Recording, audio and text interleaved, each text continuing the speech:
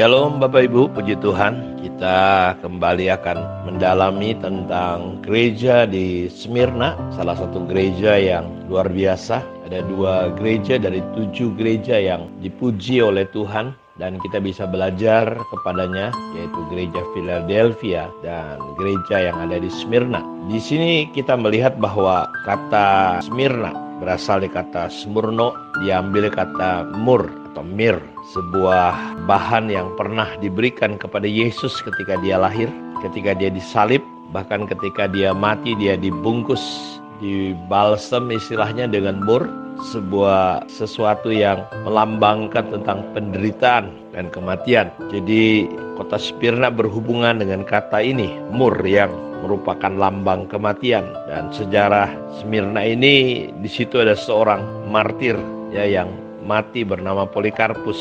Kita akan kembali melihat ayat ini dari kitab Wahyu pasal 2 ayat 8 dan 9. Dan tuliskanlah kepada malaikat jemaat di Smyrna, inilah firman dari yang awal dan yang akhir, yang telah mati dan hidup kembali. Aku tahu kesusahanmu dan kemiskinanmu. Jadi Tuhan tahu bagaimana kondisi gereja ini adalah mereka dalam kesusahan. Kesusahanmu aku tahu dan kemiskinanmu, namun engkau kaya. Dan fitnah mereka yang menyebut dirinya orang Yahudi, tapi yang sebenarnya tidak demikian. Sebaliknya mereka adalah jemaah iblis.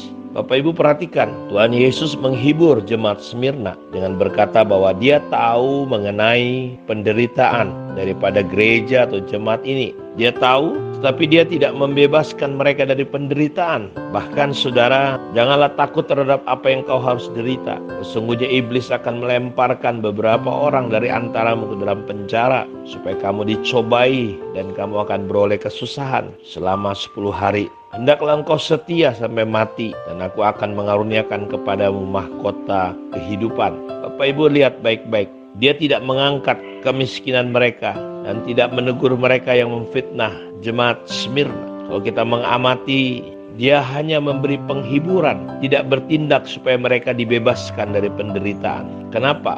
Kalau kita pelajari, Ayub juga pernah mengalami penderitaan. Jadi dalam kitab Wahyu, jawaban yang diberikan untuk jemaat ini adalah sabar di dalam penderitaan. Jadi kalau hari ini Bapak Ibu sedang mengalami hal yang tidak enak, pencobaan, aniaya, situasi pandemi ini sebenarnya belum apa-apa dibandingkan apa yang dialami oleh gereja di Smyrna. Tuhan hanya berkata, yang menghibur, sabarlah dalam penderitaan, bertekunlah dan kamu akan memperoleh mahkota. Percayalah. Jadi iman kita perlu dibuktikan dengan ketekunan. Jadi Tuhan Yesus mengatakan bahwa dia mengetahui persis apa yang terjadi di gereja Smyrna, yaitu kesusahan mereka, dia tahu persis. Jadi Tuhan juga tahu hari ini kesusahan saudara, kesusahan mereka. Yang kedua, kemiskinan mereka, apa yang mereka alami. Yang ketiga, fitnah dari orang-orang yang menyebut dirinya orang Yahudi. Jadi jemaat di Smyrna ini dipuji sebagai jemaat yang mengalami kesusahan, kemiskinan.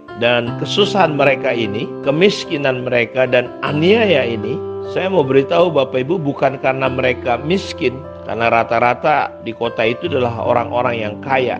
Tapi waktu mereka bergabung jadi jemaat Tuhan, waktu mereka mempercayai Tuhan, kepada mereka dikaruniakan bukan hanya untuk percaya, kata kitab Filipi, tetapi dianugerahkan juga untuk bisa menderita karena nama Tuhan. Jadi orang yang menderita karena nama Tuhan itu merupakan anugerah. Jadi mereka tadinya adalah orang-orang kaya, tetapi ketika mereka mempercayai Tuhan, ada kelompok-kelompok masyarakat tertentu di beberapa tempat saya tahu, ketika mereka menjadi percaya, mereka dikejar, dianiaya, harta mereka diambil, mereka diusir dari komunitas mereka yang sebelumnya, dan mereka dalam kondisi atau keadaan yang menjadi miskin. Orang-orang di Smyrna ini bukan orang-orang yang miskin. Tadinya mereka adalah orang-orang yang memiliki, karena Smyrna adalah kota yang kaya. Jadi rata-rata orang di sana itu kehidupannya lumayan. Jadi bukan karena mereka masyarakat yang rendah, tapi karena dianiaya seperti yang disebutkan dalam surat Ibrani 10 ayat 32 sampai 36. Ingatlah akan masa yang lalu, sesudah kamu menerima terang, kamu banyak menderita oleh karena kamu bertahan dalam perjuangan yang berat, baik waktu kamu dijadikan tontonan oleh cercaan dan penderitaan, maupun waktu kamu mengambil bagian dalam penderitaan mereka yang diperlakukan sedemikian. Memang kamu telah turut mengambil bagian dalam penderitaan orang-orang hukuman, dan ketika harta kamu dirampas, kamu menerima hal itu dengan sukacita, sebab kamu tahu bahwa kamu memiliki harta yang lebih baik, yang lebih menetap sifatnya. Sebab itu janganlah kamu melepaskan kepercayaanmu, karena besar upah yang menantinya. Sebab kamu memerlukan ketekunan, supaya sesudah kamu melakukan kehendak Allah, kamu memperoleh apa yang dijanjikan itu. Jadi dalam kitab Ibrani kita melihat bahwa ketika mereka menerima terang itu, kamu banyak menderita oleh karena kamu bertahan dalam perjuangan yang berat. Mereka dihina, dicerca, dan penderitaan. Tapi mereka mau mengambil bagian anugerah yang bukan hanya percaya, tapi anugerah juga bisa menderita karena nama Tuhan. Yesus berkata, berbahagialah orang kalau karena namaku dianiaya, dihina, difitnahkan segala yang jahat. Jadi gereja di Smyrna menggenapi apa yang Yesus katakan. Karena itu kita perlu belajar dari gereja ini Bapak Ibu, bagaimana mereka mengalami kesusahan, kemiskinan, dan fitnah. Bagaimana memang kamu telah turut mengambil bagian dalam penderitaan orang-orang hukuman. Dan ketika harta kamu dirampas, jadi mereka miskin.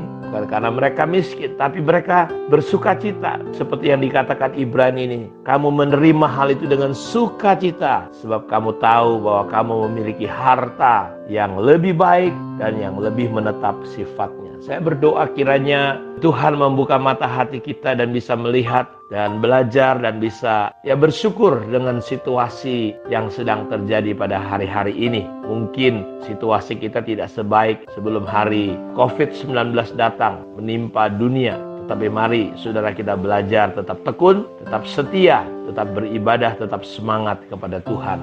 Tetap teguh tentunya, sehingga Dia menjagai kita semua dengan damai dan sejahteranya. Tuhan Yesus memberkati kita semua. Shalom.